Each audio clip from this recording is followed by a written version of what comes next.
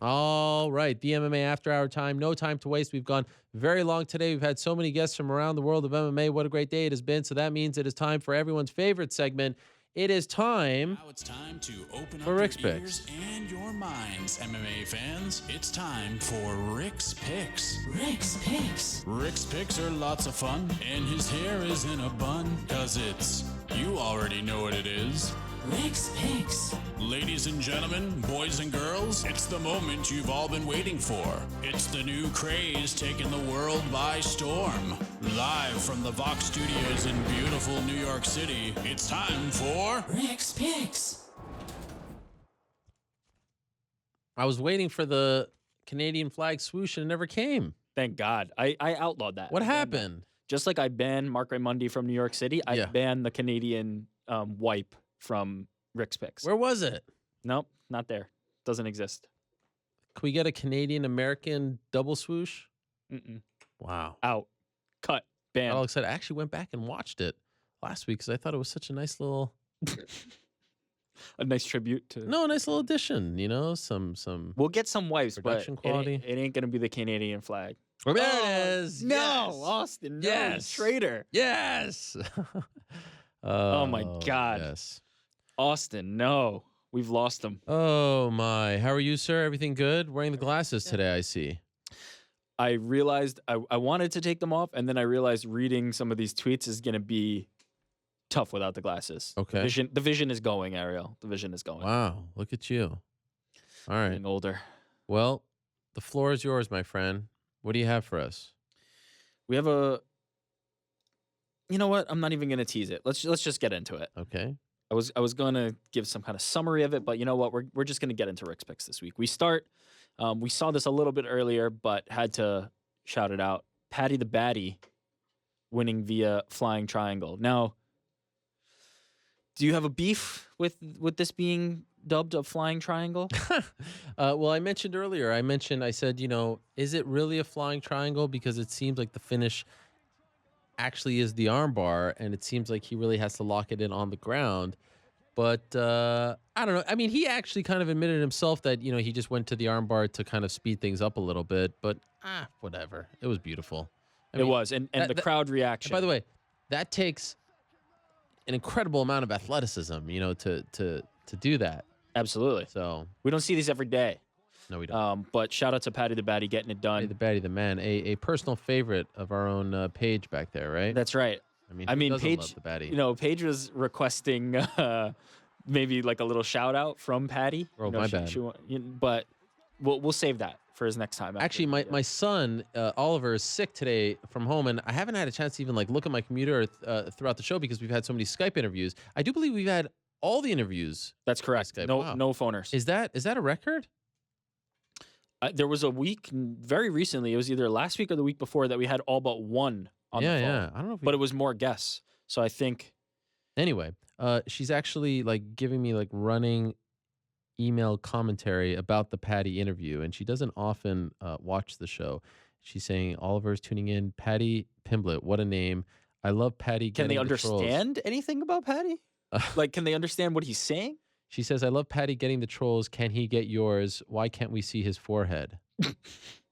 It was a very tight shot. It was a tight shot. Very tight shot. Yes. Patty the Batty from the Echo What's that? Arena. What's that, Paige? Oh, she's feeling. Paige is getting a little territorial over Patty the Batty. Who doesn't? Listen, I mean, look at the way the crowd reacts to him. We're looking at it right now, or we were looking at it. Yeah. Here we go. I mean, look at that crowd. Yeah, love me some Patty. Okay. From the great Kaposa on Twitter, Akhmet Aliyev knocking out Magomed Sagid Ali Bekov. Spinning wheel kick, completely flatlined. Dang. Let's watch this again. What's up with the thing with the the legs afterwards? Is he helping him out? Getting the circulation back. I thought he was doing the wheelbarrow. Here comes. Bang. Oh, clean. Super clean. Wow. Trying to help him with the circulation. Very kind of him. Super clean knockout from Fight Night Global 83. Thanks to Kaposa, the sage of MMA Twitter. Here, I thought this was pretty cool from the UFC. we see Jessica Andrade meeting her idol, soccer player Marta, who happens to play for the local Orlando women's soccer team. Incredible. I love this because, as you know, if it's not about Liverpool, then it's not in my soccer lexicon. You know, it's not really like entering my mind space. But I know Marta, and this was super cool. And they're effusive about each other. So I thought it was nice to see. Also, Jessica Andrade, very tough fighter. I mean, incredible. What a performance. And you know what? I think we will ultimately kind of forget about this performance from Tisha Torres because she was on the losing end of it. But it was probably the closest fight that can be scored at 30-27, if that makes sense. I felt like every round she was really active, really engaged, throwing enough that you could really justify something one way or the other. Andrade kind of took over with the power later in the fight. But a really good performance by Tisha Torres, even though she was on the losing end. And I think, unfortunately, it'll be the type of thing where we don't remember that because it was a losing effort. But I think she deserves recognition because she had a game plan and stuck to it and really didn't make it easy for Andrade. She was attacking at all times, countering well. But kudos to both women. I thought that it was a fantastic fight. Amen. Here we have. I noticed you didn't give kudos to Brian Kelleher. You know what? It was funny how you tried to railroad me, asking if I offered him congratulations on his fight, and guess what? Oh, I I did. Took care of it. I know you did. This is great. This is fantastic. Olivier Aubin-Mercier from Fight Night Orlando, obviously scrapped from the card, not in the best of spirits, but still having fun, still partying, and homage to Nate Diaz. Also, is he wearing a fanny pack? Yeah. Incredible. I mean, what else would he be wearing? Look at that get up. Look at the little West Coast hand sign. The whole thing is flawless. I think he's got some more fans after this one. Yeah. I'd like to see the Diaz brothers kind of engage with it.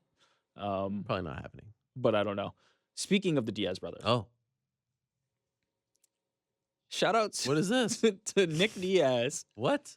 This is getting in the drinks game. What? The official drink of Nick Diaz, Hemp 2.0. It's incredible. Kick it up a notch and max out performance. Everything you need crammed into one bottle, providing the punch you need to get through the day with ease. What? And then a bunch of tags for the Diaz brothers. I like the official drink of Nick Diaz. Now, I was hoping it would be the official drink of the Diaz brothers and Nate could get in on the game, but, you know, do your thing, Nick. Yeah. Do your thing. Now, I like a couple things about these. Wait. Yes? Is there more? Oh, my God. Damn. Look at that. That looks like the Kermit iced tea Oh, you logo. know what? It does. Damn, look at that. Suck got it, Nick haters. Diaz on the lawn chair getting his Hemp 2.0 in. So what does that mean? There's actual hemp in it? Well, hemp is not an act like there's not an illegal substance or a No, I just don't active understand. substance in hemp. It's incredible. You can't go back, eh? No. Damn it. What, the kick? Well, no. One of the hashtags was Olympics. Another one was exclusive. Now this one is stay. The spelling could use some work. This is like hydrated. And what Look, is cookies SF? You know what you can do is if you're trying to ride a wave, right? If you're trying to look for some popular hashtags, you just start tagging it, and then maybe people come upon it. But shout out to Nick and Hemp 2.0, the official drink of Nick Diaz. Getting that money. Okay. What everybody was waiting for, us to talk about a female MMA fighter entering the world of pro wrestling. Here we have, no, not Ronda Rousey, Jessica I. Oh, yeah. Who's that, Gilbert? Looks like him. Whoa. Check this out. I mean, this is kind of cool, actually. Oh, wow. That's Jessica I right there? That's Jessica I. Dang. Footage courtesy of Cleveland Knights Championship Wrestling on February 9th. Oh. Oh, no. Look at this. Wow. Jessica I, totally fearless. And she's still fighting. Yep. Chair. Here we go. Oh. turned out to be a distraction. Look at that smile on Jessica's face. What? Yeah. Like, bye-bye, did my job. All right, now she's out of here. Wow. Oh. That's Jessica. Walking out Eye with the doesn't belt. look anything like her. She changed her hair. Look, you got to get glammed up for the Yeah. pro wrestling appearance. She got But the shout out to swag. Jessica Eye. Look, innovator, pioneer. Eric Bischoff. All right, this is going It's on incredible. because we got too Wait. much. We got too much other wrestling to go to. Oh man. So Oh, here it is. here, this is the wrestling Boom. portion of Rick's Okay, picks, can I tell you what the best part about this is? That, like, she just stand. Okay, this part right here, right here, right here. where she flips the hair back. No, where she stands there like motionless. There. Like, yo, there's someone in back of you that's about to hit you. You can't just Pro stand there. wrestling, Ariel. Don't just stand there. She's admiring her work. Oh, come on. That was the knockout blow. Big and mistake. She's standing there admiring her work. Rookie move. Oh, here it goes. You messed up. Oh, you done messed up. Shout out to Zombie Prop for capturing this. think you are? You're fired. No, she didn't fire her. No, but she signed the contract just yesterday. channeling her inner daddy. Now, did she miss the table? No, what? It's He's laying in the middle of the table. What are you talking about? was it a clean? I think we'll Slam. get this again in a second. Well, And you know what? Portugal. I like this. By the I way- thought this was good. Yeah, but what's up with the font? Like, does it have to be, size? Why was there a 96? size 90 font Yeah. Ronda Rousey on the contract? Ronda Rousey's contract is just the biggest possible writing of All her it name. says is Ronda Rousey on it. Nothing Look, else. What is she actually I mean, signing? he went in to say that Okay, here we go. Here we go. Here's the slam. right in the table. A little bit off. It was a You know little what? bit off. She meant to do it. She wanted to spike him on Stop his it. damn head. A little bit off. No, she wanted to do it. Can we rewind that? No, we can't. Come on. But we can talk about the fact that she didn't have anything added to her rider or anything. Ronda doing it the old-fashioned way. She wants to earn her stripes. What do you think? You think it's Stephanie Ronda? What I've been seeing online and hearing in podcasts, and this may be a little bit outdated, is they want to do Stephanie, Triple H, Ronda, and somebody like The Rock. Is that not what you've been hearing as well? Yeah, Which was that's that what the angle that they announcer- had yeah. at WrestleMania. Let's get away from This is the from the best. actual in the ring stuff. Here we go. Lazy the Savage. I like how Lazy the Savage has become like part of the entourage Well, he's on the camera. official. He's the official media guy. He's got the He's, like, video. in He's got the the shot. photos. It's amazing. No. But tell people who are behind those masks. So we've got Daniel Cormier. Daniel Cormier is on the right of screen right with Yep. the gold necklace. Next to him, Top Cain left. Velasquez. Yep. I don't know. Bottom left. I don't know who's bottom left. I thought it was Kiesa, but Kiesa's right there. Sans. It is Mike Chiesa. What are you No, talking look. about? Oh, you're talking about middle. Yeah, That's yeah. middle. Yeah, yeah. Well, that must be Darren Wynn. Yeah, because I know Rosendo is Rosendo's, behind. Yeah, yeah. You You know how you know it's Rosendo? the shortest, Yeah. the shortest one there. 3'6". Easy. I'm just saying. Don't give out his official height. Easy. Don't break kayfabe. But UFC fighters showing out Yeah. over at. Darren Wynn, there's the name. Oh, and Camacho's there too, who's also part of Cormier's team. I said this to you before the show. Ronda Rousey owes Daniel Cormier in particular a massive debt of gratitude because he has put her over and he has told the rest of the MMA community that it's okay to be happy for her. It's okay to root for her success. It's okay to cheer her on. Here's the UFC light heavyweight champion who's about to fight for the heavyweight title, who in my opinion is one of the greatest fighters of all time, in the front row, losing his mind, leading the cheer, Ronda Rousey, alongside Cain Velasquez, who never shows any emotion whatsoever. Michael Chiesa there too, Ultimate Fighter winner.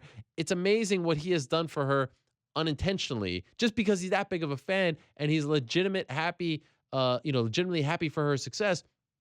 And there's a trickle down effect there, and I hope she recognizes that what he's doing for her. It's really amazing. I said this to my colleagues on Saturday, and to me again, it was clear after watching everything that went on Fox from Orlando.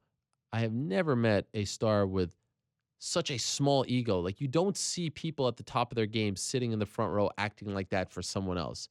The guy has no ego. It's unbelievable, and I thought that came through when they were arguing about the stuff with Dominick Cruz, and it certainly comes through here. So I know that like the thing is like, Daniel Cormier, but like, what more can you say about the guy? It's amazing. Maybe a little break from that when he got called out by Alir Latifi and then went into business for himself. Well, no, but you see, he played it perfectly. Yeah, he did. He did well. I'm only kidding because he actually said, "I'm not going to do it," and then he did it, which straight into it, which is endearing.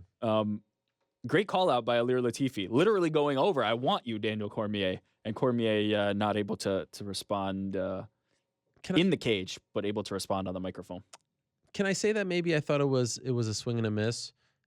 Or who are we talking about? For who? Alir? On Latifi's part. Tremendous win. Fantastic win. Need to have a different name other than Daniel Cormier? Is that... It's just too far. It's nowhere near... You know what I'm going to say. Shoot your shot? Shoot your shot. Okay, but here's... Take it from the parking lot. Here's the shot that should have been shot. Who do you like? And obviously he's not calling out Alexander Gustafsson because that's a long-time friend and teammate. But I'll give props to Chamatkar Sandhu for this one because I saw him say it first. It should have been Luke Rockhold. Daniel Cormier, I'm coming for you. Welcome. But I'm going to welcome Luke Rockhold, who's your teammate. Now, a little time has passed since the knockout. We were talking about this literally last week. Time has passed since the knockout. Nope. Rockhold. By the way, I said that he nailed it last time, and all of a sudden it's Rockhold has done interviews. He's come out. He's at the Ultimate Fighter. He's training. Time has passed. There is a massive difference between, last week and this week, 7 days later.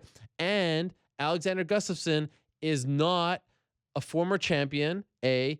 B, he wasn't called out before the fight and only responding after he got knocked out. So that's very notable in my opinion. Here's Alir Latifi, who's the perfect kind of opponent for Rockhold to debut at 205 with, saying, "Hey, Cormier, I'm coming for you. I know you're occupied, so let me beat up your friend." Boom, you're getting the fight, no doubt about it. Swing and a miss. Welcome to the right side. Swing and a miss. Welcome to the right side of this.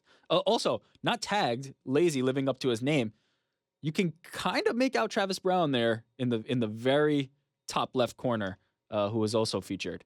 Obviously, not prominent in the picture, but Travis Brown there supporting as well with the rowdy shirt. He's in that picture.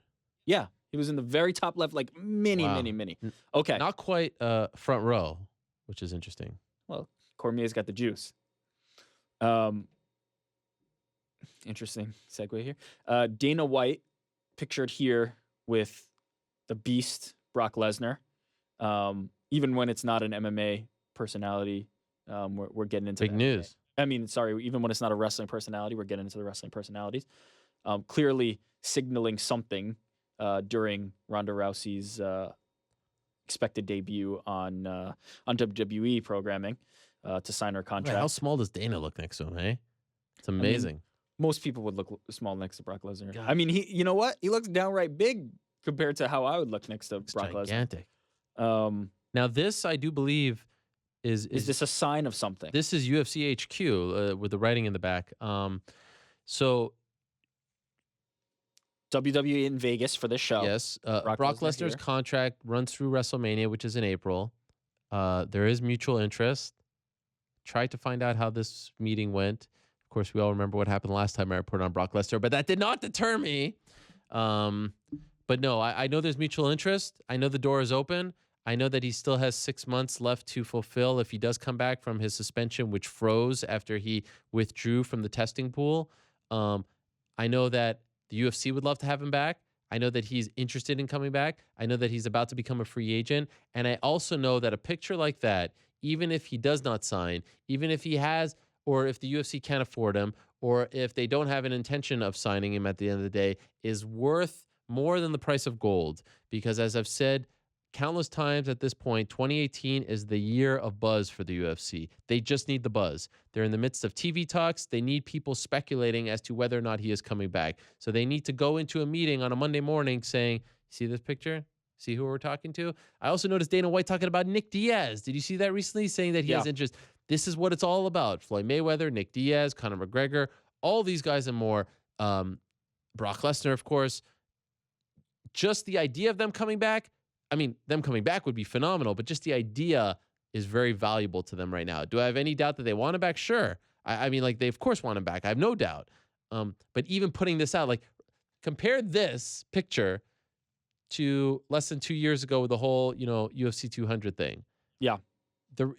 The reaction to me reporting that an hour before it got out, and then coming out with this. There's no secret here, right?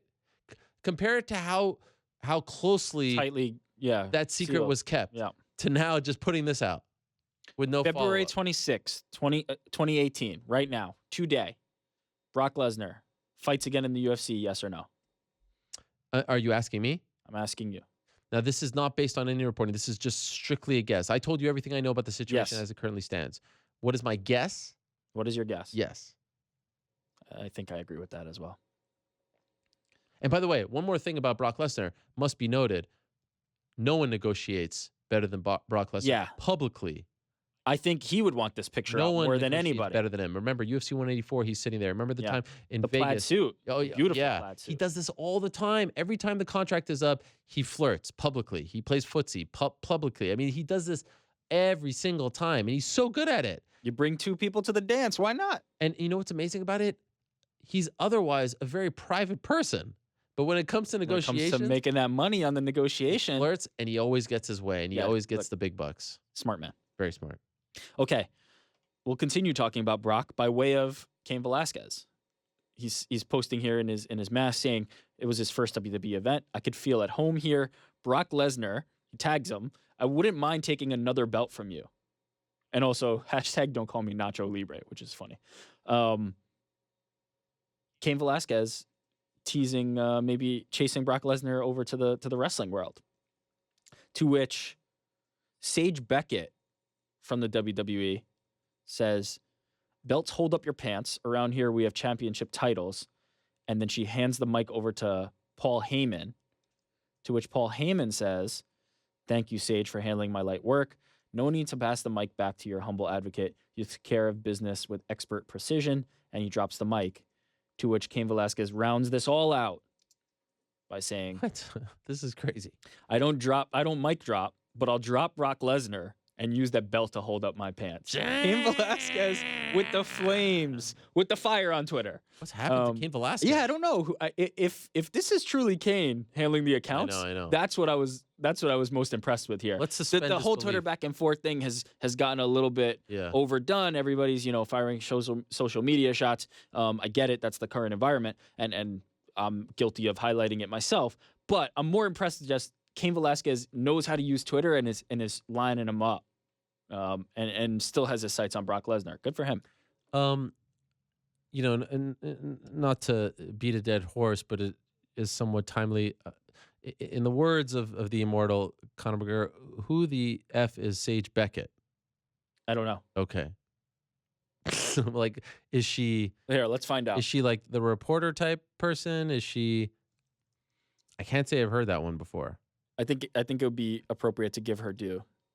Would be nice. Sage Beckett, wrestler. All right. Currently signed to WWE, performing on NXT under the ring name Sage Beckett. I mean, that takes a lot of chutzpah for an NXT competitor to talk to one of the greatest of all time like that. But I guess you got to shoot your shot, Sage. Well, it gave us Cain unfiltered. Yeah. It gave us hopefully Twitter Cain, Twitter gangster Cain. Okay. Sticking with the AKA theme here, Habib Nurmagomedov posted this to his Instagram, showing. Let's bring the audio up on this, showing Daniel Cormier what happens in the locker room before he comes out. Oh, this is great. You will beat his fucking ass. Explicit language warning. Come on! Ah! Come on, baby! Kick this fucking guy's ass. Let's go, DC. I love this. Ah!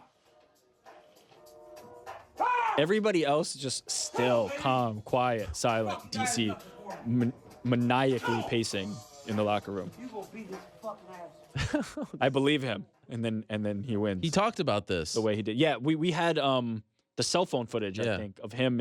I like how Cain's in the back there checking his messages. Well, you know what? Cain is probably tweeting with Brock Lesnar. He's probably checking what's going on in the world. Oh, my. But DC fired up. Then we go to a DC rival. Wait, wasn't this a video? Why is this not playing? Oh, well. Video here of John Jones powerlifting. Weight, not sure, but I think it was a lot. Just looking at... Oh, here we go. I don't know why the video took so long to play, but here we go. Don't count the days, make the days count. Where's Luke Thomas to weigh in on his form? I think he has already. Oh, yeah. Of course he Boom. Like clockwork. Woo. John Jones getting it in. Boxing in the garage. Powerlifting. Hearing, what is it, tomorrow? I think we've got... 27th, correct. I think we've got some John Jones news abound. He's ready. He's getting ready for it. Oh, yeah. Boom. The shake. Bang. Well done. Joe Schilling, Bellator MMA fighter and kickboxer, calling out Rampage Jackson, but highlighted because of the way he called out Rampage Jackson.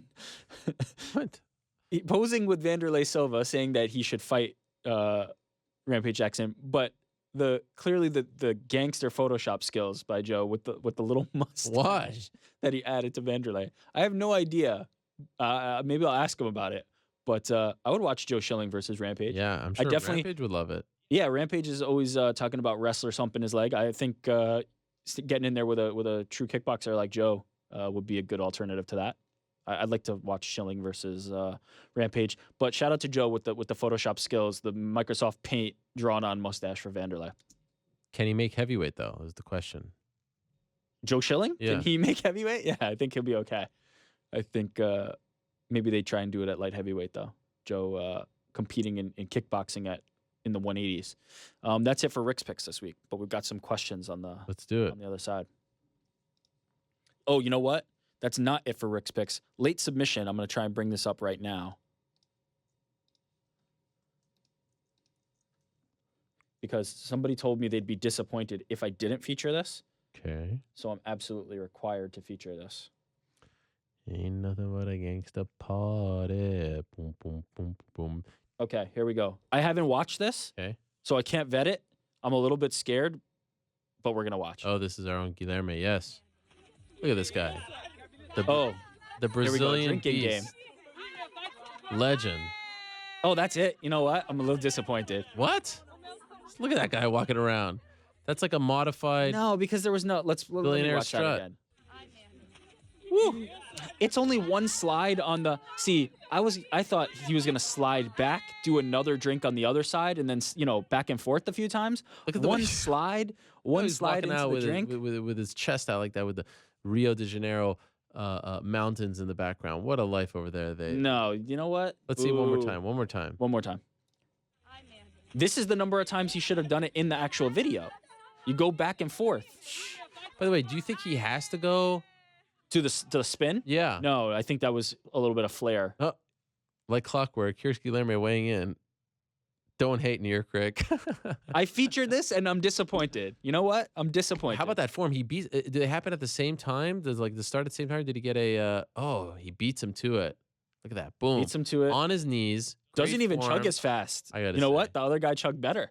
Get out of here. Don't be a hater. That was phenomenal. I just love this part right here. No, because he beats the guy to the The table. low 5-2. He beats the guy to the table and they finish the drink at the same time. Better luck next time. Oh, Boom. disappointed. And still. Disappointed. Brazilian beast. I expect better. We'll get Danny Segura in there. He'll make it work. What a life. Okay, that's it. That's truly it Okay. for Rick's picks. Only kidding. Shout out to Guilherme, the man. Okay, let us feature some questions from you guys. He says, by the way, no need to drink that fast because he already beat the guy. Hashtag. Who is the guy, by the way? Brazilian Like, beast. Yes. let's get some Who's context this here. poor soul? And why are you doing this on a Saturday? Look like fun, but maybe make it a little more. This is what difficult happens next when people don't have kids. They do things like this. time. Question from MMA Fighting, actually. Oh. Because Ariel Helwani did not do a question of the week. You know what? so we I got was a question so of the fired week. up about the Jeremy Stevens, Josh Emmett situation that I just couldn't, because people were like, "Oh, weigh in." You know, they were saying like, do a poll on whether or not it should have been a DQ point. And I just have to be honest, and I'm not trying to be like bourgeois here, or bougie as the kids say. I just got the kids. I just got the impression that a lot of people didn't know the rule. Like I couldn't believe on Saturday how many people didn't know the rule. Okay, well, we're gonna get into that in these So questions. it's like, why am I going to ask you Why don't I just educate you? Damn. Drop the mic. Okay. MMA Fighting Twitter account asks, which former champion / current pro wrestler would you want to see back in the UFC? The options were Ronda Rousey, Brock Lesnar, both or neither. 40% of the votes, Brock Lesnar. 40% of the votes, neither. Dang. 11% both, and 9% for Ronda Rousey. Are you surprised? So people really wanting to see Brock Lesnar back in the UFC or neither. They could do without both. 80% total for that. Interesting. Brock Lesnar or none. Probably a lot of haters weighing in who aren't being truthful. I mean, Ronda Rousey, as you know, has been discussed, did not go out in the best way. She didn't address she didn't address the fans of MMA. But that's her greatest crime. Brock Lesnar failed a post-fight drug test and actually one that what that tells me is people don't care. Yeah. People don't care about failing drug tests. They don't. Is there a double standard? I think so, for sure. I think Brock could get away with almost anything, and people would still want to get him back just because of what a spectacle it is. Also, you know, we have to take into account he didn't lose. He didn't get manhandled on the way out the door in this instance. He actually, you know, beat a game Mark Hunt. And, yeah. What do you think Mark Hunt's thinking when he sees that picture of Dana? And Can't be happy. Can't. That was the first thing that came to mind. I think he's thinking of all kinds of expletives and putting things in the butt, as he would say on the show regularly. Needles in the butt. But I cannot be happy with seeing Brock Lesnar highlighted that way. But who knows if it's a sign of things to come. May or may not be back, but at least there is interest. Okay. Sort of. First question. What if Dan, in this case Dan Mergliotta, thought the knee missed? This person, Ryan Bach, saying, actually an OG from the original Rick's Picks, saying it's not illegal to quote-unquote throw a strike, but only to land an illegal strike. I don't know if that's actually true. Well, I mean, like you could fly all over the place. If it doesn't land, it doesn't land. I think the referee has discretion though if there's intention. Yes, exactly. He could say, "Yo, you know, like if you're going around like trying to headbutt your opponent, you're missing, or you're poking, you're trying to poke somebody in the eye or sizing something, up their cup. You know, there's an issue there."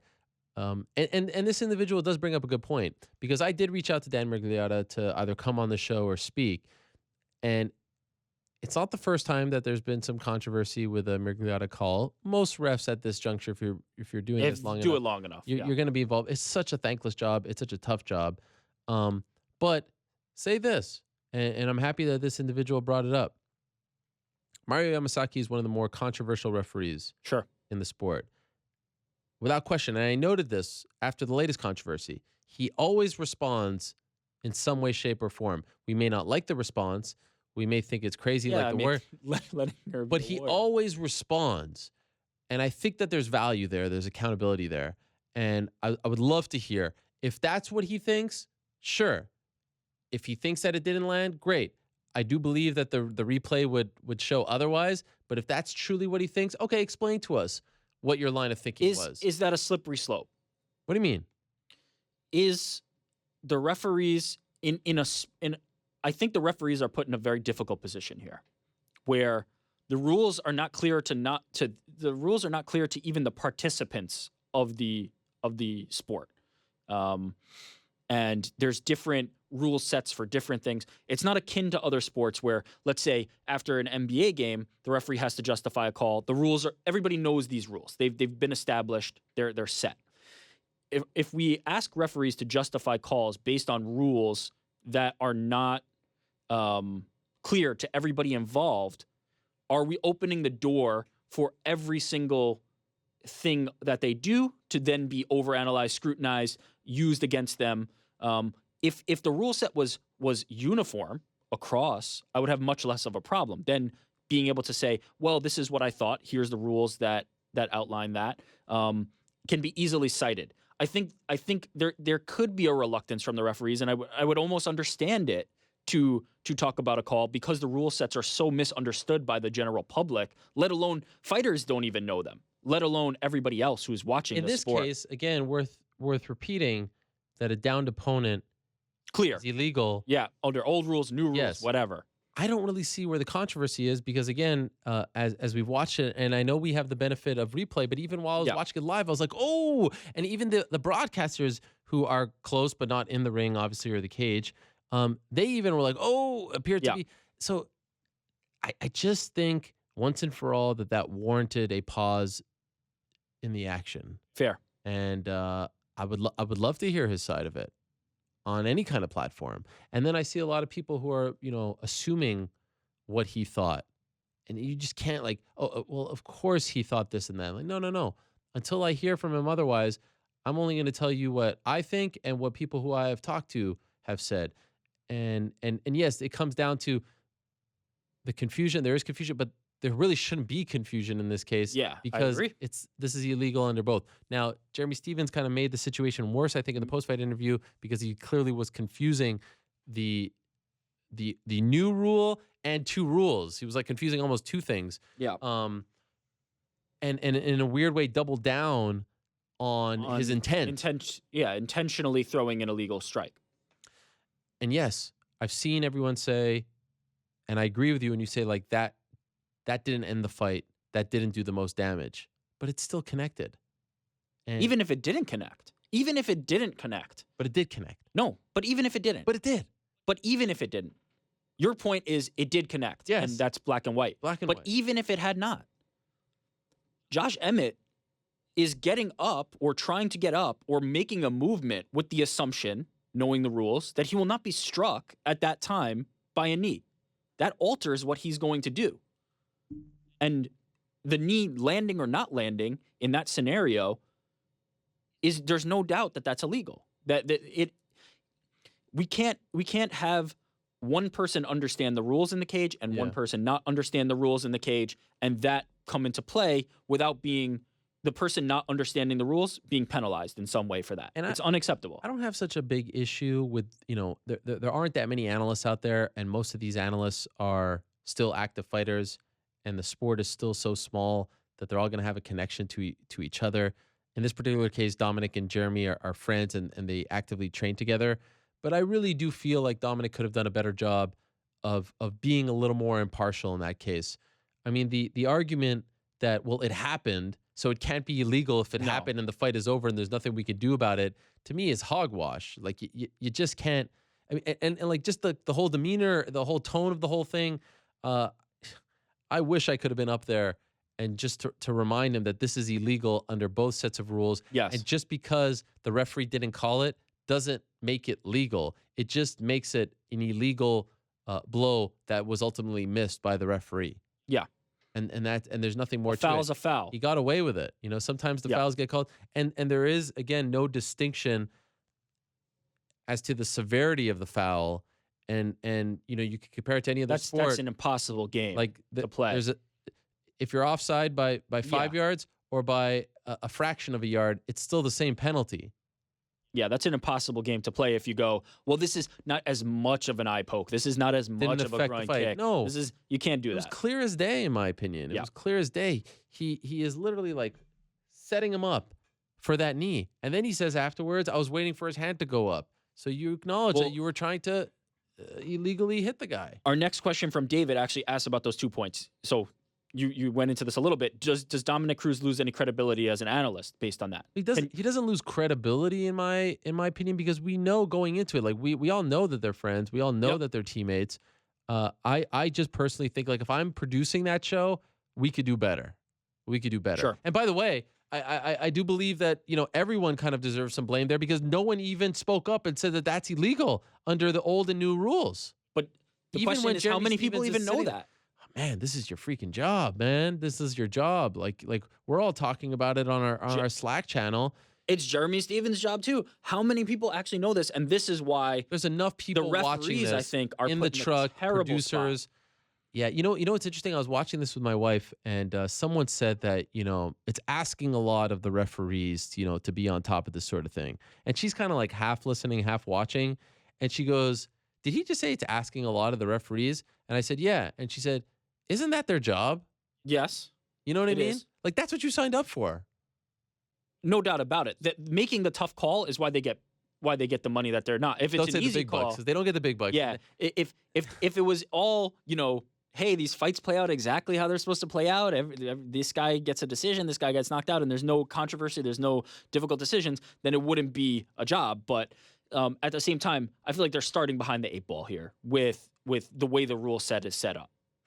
There needs to be a much clearer picture for the fighters, for the referees, for everybody involved here, so that this doesn't. There's no ambiguity to this. You could say the whole "it's asking a lot" thing. Sure. About the punches before the knee, that's super tough. That's just a uniquely tough. People are moving. Is he moving into it? Yeah. Is he defending? Sure. Like that to me. I didn't even notice that. DC brought that up after the fact, and I was like, damn, those do look close. Clear. But those are tough. Like the guy's in motion, trying to get out of the way. But the knee to me is clear as day.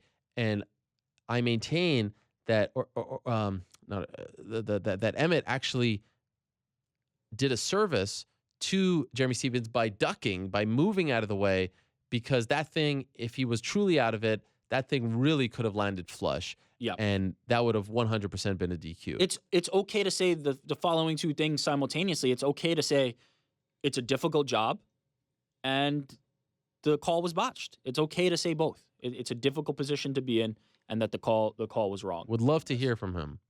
Would love. And I feel the need to say this again because people run and say like, oh, why are you hating? Why are you? Dan Miragliotta is a sweetheart of a guy. I often actually sit right next to him on the plane on the way home. We always fly into the same airport. He is so nice. He always has a smile on his face. He is a veteran when it comes to MMA officiating. I'm not knocking his character or him as a person. I do disagree with the no call, and I'd love to hear from him. Well, when you guys sit on the next plane, yeah, this should be fun. Talk it out. Yeah, this should be great. Okay. Scott asking, will the name Renan Barao be remembered years into the future? Let's spin this out a little bit. How will Renan Barao be remembered years into the future? A clear decline. Yeah, but he's not the following first. his reign on top. I think this is a very drastic one, though, to go from what many were considering and the UFC was considering one of the best pound-for-pound fighters, a pound-for-pound great, to now not being able to just get it done against anybody seemingly in the division. Not to take, obviously not taking away credit from the people that are beating him, but the fall from grace has been drastic. It's almost like he fell off a cliff. Is that if he had been fading, I think he'd be remembered more favorably. I think now we're entering territory where Renan Barao is going to be remembered as, I don't know, an illusion maybe. Like I'm thinking this is hurting his legacy a great deal. I don't know. It's kind of like those Johnny Hendricks situations that we've seen as of late, and we've seen them. Hendricks declined. Hendricks didn't fall off completely. I mean, look, nothing is exactly the same. You look at the loss. The loss was I actually think it was handled poorly on a couple levels. The loss was the loss, and TJ Dillashaw, the first one, UFC 173. TJ Dillashaw was better that day. There's no doubt about it. But I think, and I remember talking about this, the turnaround was too quick. It went from May, UFC 173, to UFC 177 in August. So it was essentially a 3-month turnaround after he was beaten very badly. I mean, 3 months is nothing for a fighter like that to recover and then, get back into the shape, new game plan, etc. And of course, misses weight, bangs his head, horrible weight cut, total mess of a situation, can't fight at 177. I don't know if he ever recovered from that. I really don't. And so I almost feel like you can go back to the decision to just run it back that quickly. They rushed him. He needed to take time off. Like you see some athletes get concussions, they some of them miss a year. And here we were rushing this guy back on 3 months' notice. And then on top of that, he's cutting weight and he bangs his head, while cutting weight and slips in the bathroom. Yeah. It's very possible that he's never recovered from that. So, I think of that. I'm not going to eliminate everything that he did. He was great while he was on top. It's unfortunate that he never got the fight against Dominick Cruz, that he was an interim champion for a couple of fights, that he was defending an interim belt. I think in hindsight that was tough, but they were in a tough spot with Cruz, always thinking that he was going to come back. But, to me, I put him more in that Hendricks category. He had a run, and then he had the drop-off, and There's a few things that you could point to that maybe affected his drop off. Yeah, I looked at the records. It's not a terrible comparison. It actually is kind of apt. The difference, I think, though, was that there was a narrative forming around Renan Barao as the all-time, like he is an all-time great. He is a number one pound-for-pound fighter. That was in the midst of the Dana White John Jones feud. Yes, they were trying to discredit John Jones. None of us believed that. None of us. And now the expectations none of us have bought to be that. Significantly lowered. Okay. None of us bought that. I certainly didn't. Nigel saying, I think it's a disappointment that Edgar versus Ortega is only 3 rounds. Do you think there could be scope to expand the criteria for 5-round fights? Example, number 1 contender fights. It's too important to potentially have a split decision or close fight. What do you feel about? Yeah, I get it. I'd love to see this fight as a 5-rounder. I will say this. The UFC is very, very, very reluctant these days to label any fight as a number 1 contender fight. And I'm actually surprised by that because they want to put all kinds of labels as far as rankings go. Yeah, exactly. But they never do it. You notice that? They very rarely do it. Part of the reason for that, of course, is that Dana White does less media, so he's not sort of pressed to label these fights. And I also think part of the reason is they don't want to, back themselves into a corner. Committing to something. But this is a very clear number 1 contender fight. It's an easy one to label. I'd like to see 5 rounds. Yeah, sure. Yeah, I wouldn't hate it. It's just they never label fights number 1 contender fights, so they're never going to do 5-round, co-main events for that reason. It's just they don't want to do it. They don't want to commit to it. I do think that, with this new TV deal, something needs to be done about the rankings. And I remember seeing, I think it was our friend Jedi Goodman who pointed it out, that they weren't even updated as of last week. I don't know if they've been updated since, but maybe they've even done away with them, because I think that the rankings are really doing more harm than good for the UFC.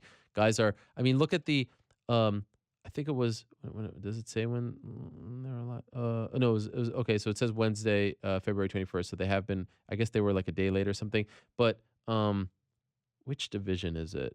Oh, welterweight. Check out the welterweight division. Woodley, Wonderboy, RDA, Covington, Robbie Lawler, Damian Maia, Masvidal, Darren Till, Kamaru Usman, Neil Magny, Santiago Ponzinibbio, and then Donald Cerrone is number 11. What do those 11 fighters have in common, including the champion Tyron Woodley? What do they have in common? None of them have a fight booked.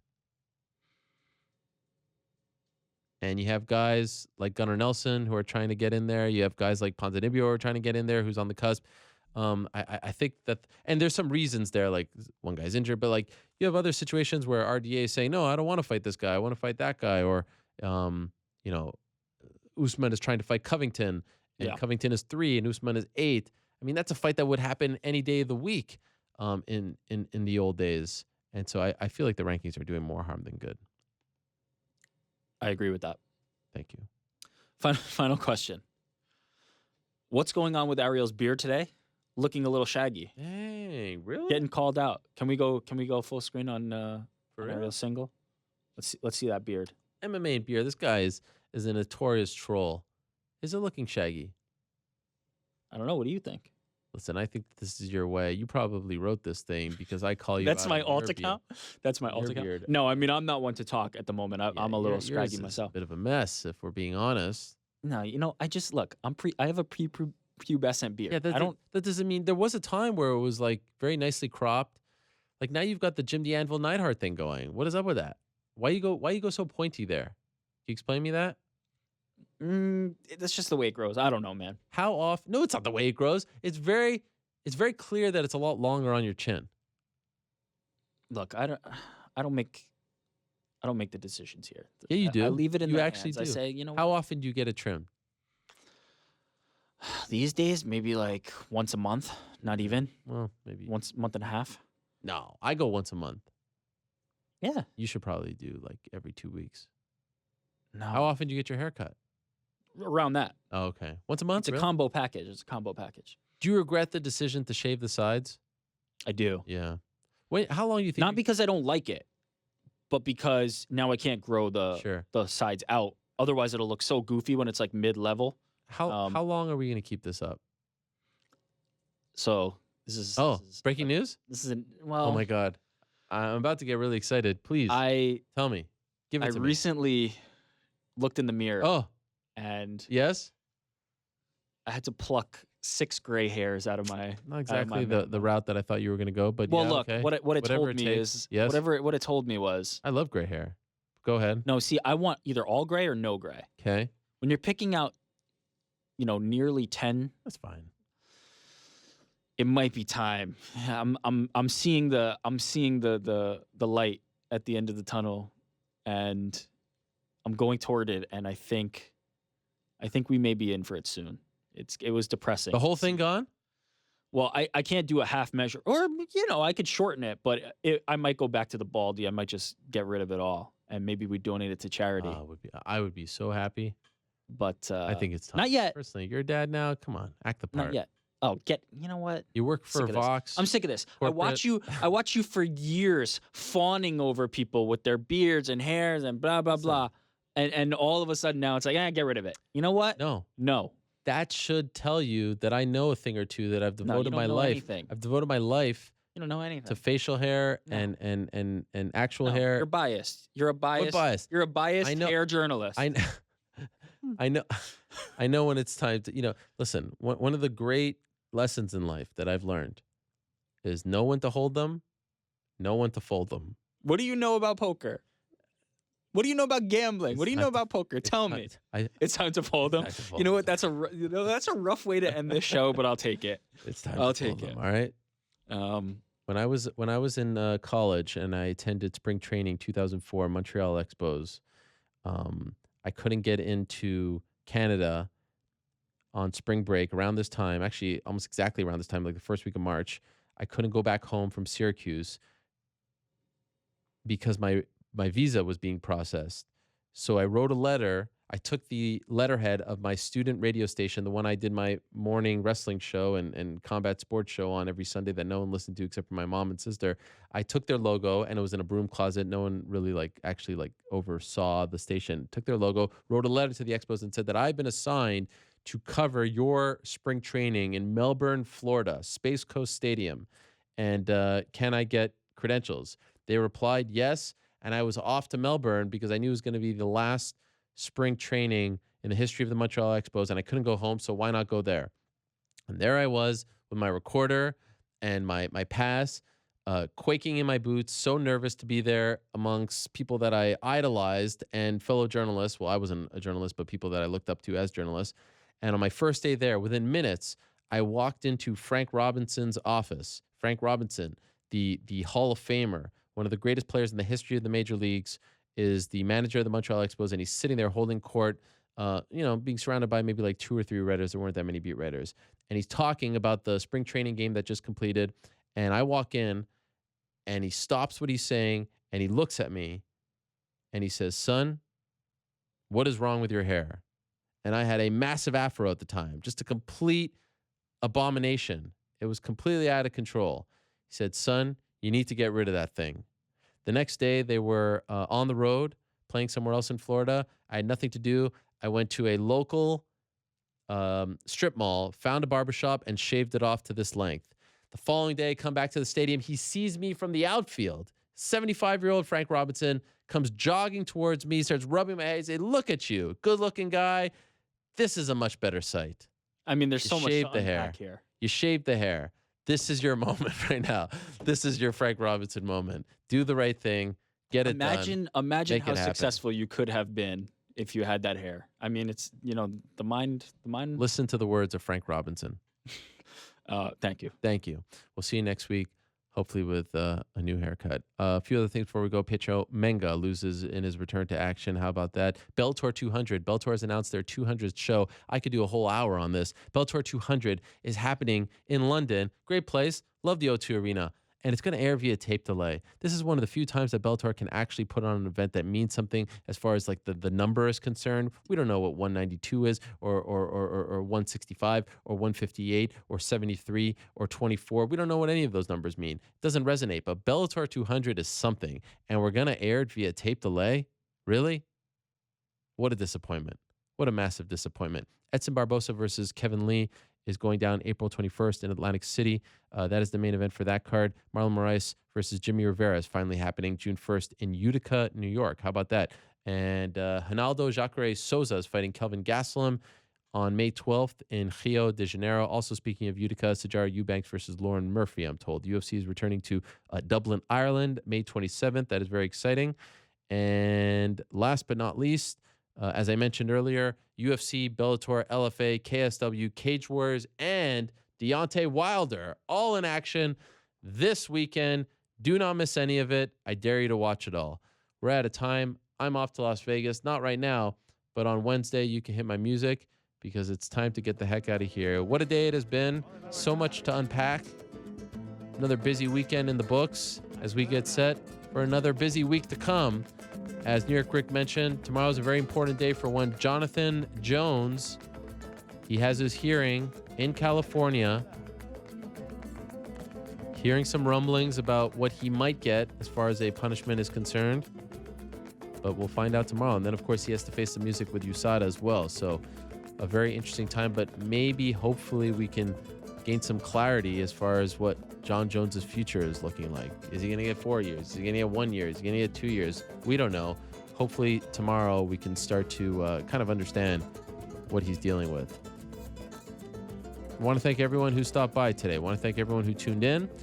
Appreciate it very much. Another fun day, another fun show in the books. Thank you very much to Derek Lewis for stopping by. Always interesting when Derek Lewis stops by the show. Always interesting when we talk to him. This time, I felt like he had a bit of an edge, but it was good. It was fun. I enjoyed it. Thank you very much to Mike Pyle, and congratulations to him on a great career. In case you missed it, he announced this Saturday will be his retirement fight, and we appreciate him coming on the show and announcing that. Thank you very much to Gilbert Burns. All the best to him. Good luck in April. Thank you very much to Josh Emmett. Hopefully he feels better soon, and what an unfortunate situation, but I appreciate him coming on. Thank you very much to Artem Lobov. Good luck to him. Congrats to Brian Kelleher. Thank you to Frankie Edgar. Congrats to Patty Pimblett and Molly McCann for stopping by, and thank you to Mark Ramundi for stopping by as well. Back next week, same time and place. Till I say peace.